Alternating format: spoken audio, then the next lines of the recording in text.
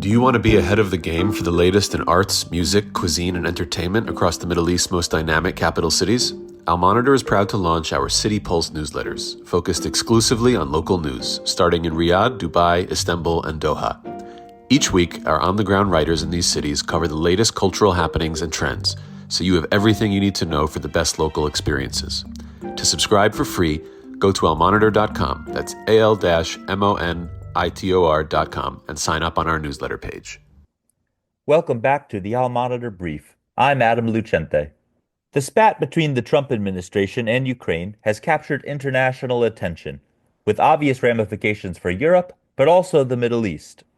One country that is paying especially close attention to Ukraine is Turkey. Turkey has signaled a desire to play a mediator role in the war. Indeed, Turkey is in a unique position as a NATO member, with cordial ties to both Ukraine and Russia, as well as the US. In the past 3 weeks, Turkey has hosted Ukrainian President Volodomyr Zelenskyy, Russian Foreign Minister Sergei Lavrov, and US and Russian diplomats for normalization talks. But what role exactly does Turkey want to play in the Ukraine war? And how does Ankara view the tensions between the US and Ukraine? My guest this week is Al Monitor contributor Barin Kayaoglu. Barin offers insights into what Turkey wants to see happen in the Ukraine-Russia conflict, the possibility of Turkish peacekeepers deploying to the area, and more. Hope you enjoy. Barin, welcome back to the Al Monitor Brief. Thanks for having me, Adam. Yeah, thanks for joining us after your interesting article. My first question is a basic one. Why is Turkey interested in mediating a ceasefire between Russia and Ukraine?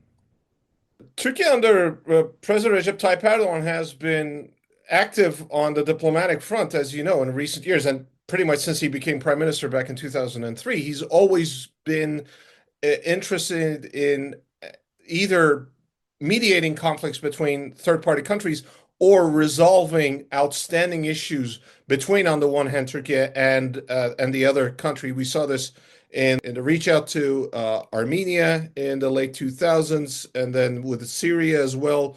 Turkey tried to mediate between Israel and Syria in the late 2000s.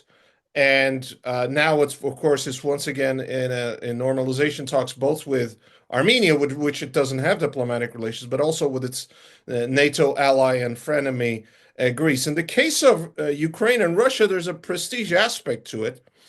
Turkey, Ankara under Erdogan has good relations with both Russia and Ukraine, and it wants to make sure that it can capitalize on those good relations by helping to establish a ceasefire and then basically unleashing Turkish businesses to help rebuild Ukraine. And, you know, while not to the extent of Ukraine, Russia has also had its infrastructure destroyed by the Ukrainians in the course of this the 3-year war, now entering its 4th year. So he wants to do business, really, just strictly speaking. So there's some overlap here between Turkey's foreign policy aims and those of the United States under Donald Trump. But obviously, Turkey does not have the sort of muscle with which it can push around either Ukraine and Russia. And the other one is, of course, from the start, Ankara understood that in the long term, the longer this war went on, Ukraine was not going to perform as well as it did in the earlier stages of the war, simply because of Russia's size. Russia always fights historically through quantity. It just throws a mass of people, artillery, tanks at the problem, and they somehow they either fight to a stalemate or they fight to win. And so Turkey wanted to protect its strategic partner in Ukraine, because Turkey has very close relations with Ukraine in the field of both civilian trade but also defense industries. So that's really a nutshell of why we hear about the Turkish government trying to mediate between Ukraine and Russia. And you wrote in your article that Turkey wants to help end the war on terms that are favorable to Ukraine. Why do you think Turkey wants to do that? Well, for one thing, Ukraine, like Turkey, is a middle power, but between them, they have close interests. While Ukraine is not a NATO ally, and in fact, of course, This war has been in large part about Ukraine not or joining NATO, at least as far as the Russians are concerned. In terms of its economic potential, in terms of its mineral wealth, its natural wealth, its agricultural lands, its population, Turkey sees Ukraine as a potential ally with which to balance Russia in the Black Sea region, along with Turkey's fellow NATO allies, Bulgaria and Romania. As you know, Russia also has troops in Moldova with which it affects that country's internal politics from time to time, just to make sure that there is a viable state on the other end of the Black Sea, and to make sure that Ukraine does not collapse, Ukraine is not unduly hurt by the ongoing war, and therefore Russia does not dominate the Black Sea region. And we saw this going back to the first phase of this conflict back in 2014, when Russia took parts of the Donbas region in eastern Ukraine, took the strategic Crimean Peninsula in the northern Black Sea, which used to be under Ukrainian sovereignty. So those are some of that is one aspect of why Turkey is interested in things ending on favorable terms to Ukraine. There's also a socio-cultural aspect to it. Ukraine, while it controlled Crimea, Crimea used to be the historic homeland of Crimean Tatars, a Turkic people, and really until World War II, they were the majority there, and Stalin deported them, and many of them died on the way to their deportations to Siberia, to Central Asia. So there was still a small Tatar minority who remained in Crimea. So Turkey was also building bridges with its kin after the collapse of the Soviet Union. And originally, Al Monitor chief correspondent, our friend Amir Zamar, wrote about this before the war. Ukraine originally used to be skeptical about Turkish overtures to Crimean Tatars. But then after 2014, once the Russians took over and a lot of Crimean Tatars actually moved to the parts of Ukraine that were still under the control of the Ukrainian government, they allowed Turkey to support them more, build homes for them, so on and so forth, send religious workers, send clerics to help them with, so that Russia does not, control somehow through pro-Kremlin imams in sending those sorts of folks to Ukraine, that sort of thing. So there was that aspect. There was a soft power diplomacy, if you will, in all of this, going back to post 2014. Don't go anywhere. We'll be back with Barin Kayaoglu after this short break. Today's transformation of the Middle East is at the center of global geopolitics. Whether you're an analyst, diplomat, executive, or academic, you need the best reporting and analysis to understand what's really happening on the ground and what it means for the world. Al Monitor is the award-winning independent leader in Middle East news. From Riyadh to Beirut, Abu Dhabi to Doha, and Baghdad to Tehran, our team of over 100 expert journalists report daily on the top stories driving the regional trends. Download our mobile app and subscribe to Al Monitor to follow what leaders and decision makers are reading every day. Go to almonitor.com, that's AL-MONITOR.com, and use promo code POD25, POD25, for a discount. Okay, we're back. Barin, has the recent tension between Ukrainian President Zelensky and the Trump administration, and now perhaps the pause in U.S. military aid, have those two things affected how Turkey views the conflict, and if so, how? In terms of the public diplomacy aspect, it has definitely changed, Turkey's standing in global affairs, because starting Friday night, you may have seen this, the Ukrainian embassy in Ankara shared pictures from President Zelensky's trip to Ankara on February 18th, where President Erdogan was holding an umbrella to him because it was pouring rain. And then, without, of course, posting the picture of President Zelensky, bickering with President Trump and Vice President J.D. Vance.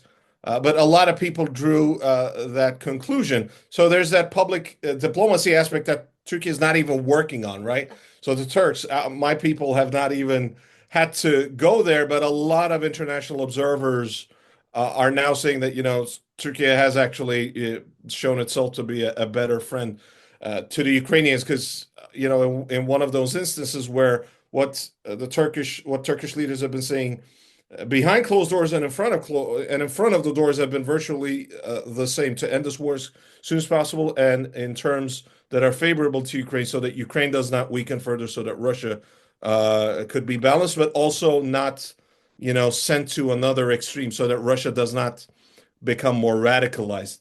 But in terms of realpolitik, I don't see the recent conflict in the White House and the Oval Office really changing Turkey's calculus that much for the simple reason that Ankara still does not want to um, scuttle its relations with Russia for the sake of all out support of Ukraine. One of the things that our listeners would know is that Turkey joined very few of the sanctions against Russia following Putin's full-scale invasion of Ukraine in February 2022. And similarly, after the conflict in the Donbas region in Crimea, Ankara did not really join many of the sanctions against Russia. And so I don't really see how what happened in the Oval Office on Friday really changes the nature of this all that much. However, at the public level and in Turkish media, so this is, I guess, the third dimension.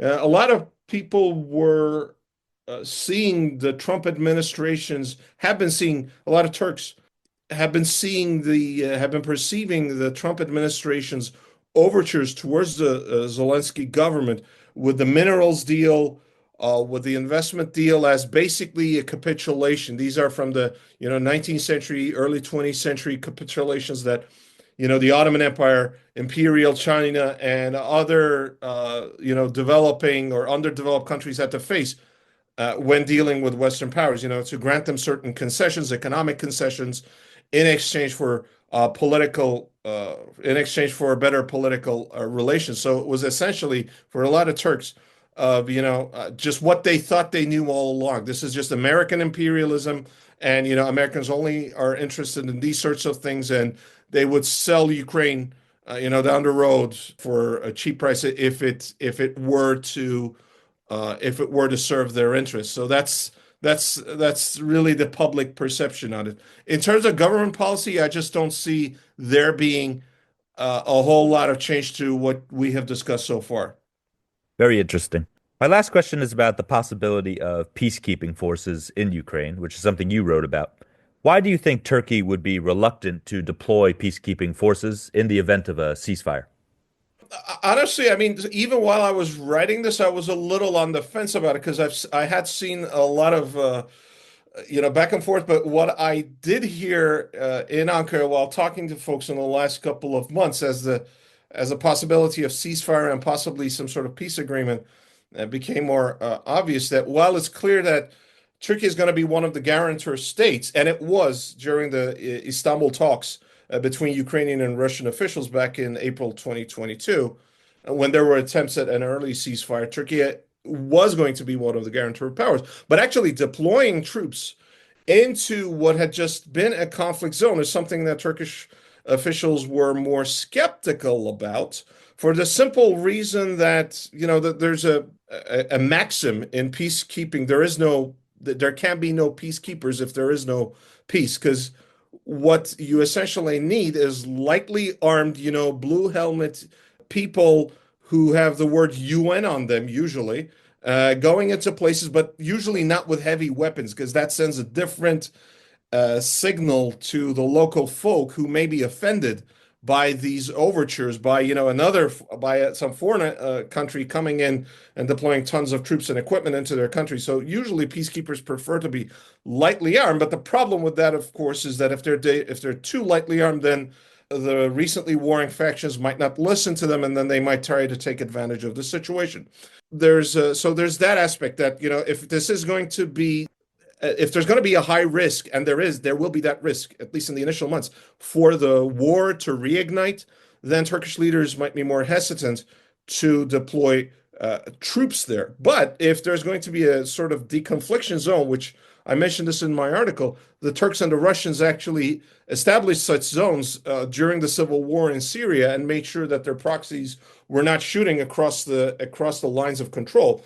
But if there is going to be that sort of an arrangement where there are deconfliction zones along the very very long front lines stretching from the Sea of Azov from the Black Sea all the way to Russia's Kursk Oblast, then Turkey is going to be in a good position to oversee that process in conjunction with the Russians and obviously with American and European backing because they don't have that sort of institutional capacity with the Russians. So that's the first and second aspect of it. One, there's going to be hesitancy about placing troops into a place that could be an active war zone. By the way, Turkish public opinion will be dead set against that if there is going to be risk that Turkish troops might come under fire in the front lines, in the line of control, whether they're going to be deconfliction zones and whatnot. And with President Erdogan trying to amend the constitution to run again in 2028, trying to make overtures with the Kurdish militant group PKK, it's a completely different proposition. If there were going to be coffins coming in from Ukraine, that would really really hurt him politically. So that's the first aspect. Second aspect, as I mentioned, is the deconfliction zone. Turkey is well positioned to do this, and the third one is it would really just doing so would. So I will go back to what I said at the beginning that I was on the fence about it, and in the last 4 days since my article came out, there's been some more positive signals that Ankara might be considering this peacekeeping force to contribute to the peacekeeping force. If Turkey does pull this off, and for example, if this is a Turkish-led mission, then the diplomatic prestige, the soft power prestige to this, the soft power through hard power, if you will, placing your troops into what had been a zone of destruction and death until recently, and then making sure that no further bloodshed is spilled, and that mission actually succeeds, it could yield immense benefits to the Erdogan government, to Turkey as a rising middle power that has global power aspirations. But I'm personally still on the fence, but it looks like the country is a bit more receptive to the idea of placing troops to Ukraine. But ask me again tomorrow and the day later, I'm probably going to just constantly give you slightly variegated answers to this question because it's such a fluid situation, Adam. Yeah, no, definitely fair enough. Barin, thank you very much for your time, and we look forward to more of your reporting on all this. Thank you so much. Thanks for having me. Thanks for listening to the Al Monitor Brief. Be sure to follow Al Monitor for more on the stories impacting the Middle East. Until next time, I'm Adam Lucente.